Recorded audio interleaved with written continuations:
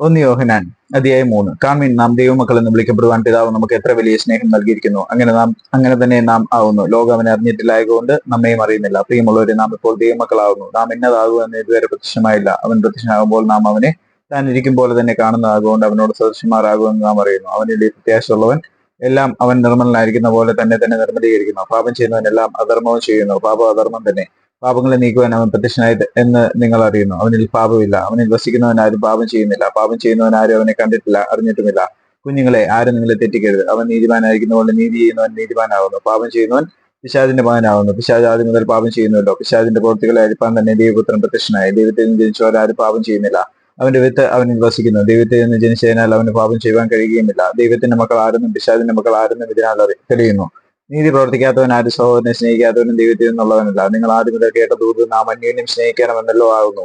കയ്യും ദുഷ്ടനിൽ നിന്നുള്ളവനായി സഹോദരനെ കൊന്നതുപോലെയല്ല. അവനെ കൊല്ലുവാൻ സംഗതി എന്ത്? തന്റെ പ്രവൃത്തി ദോഷവും സഹോദരന്റെ നീതിയുമുള്ളതാകൊണ്ടത്രേ. സഹോദരന്മാരെ, ലോകം നിങ്ങളെ പയക്കുന്നെങ്കിൽ ആശ്ചര്യപ്പെടരുത്. നാം മരണം വിട്ട് ജീവനിൽ കടന്നിരിക്കുന്നുവെന്ന് സഹോദരന്മാരെ സ്നേഹിക്കുന്നതിനാൽ നമുക്കറിയാം.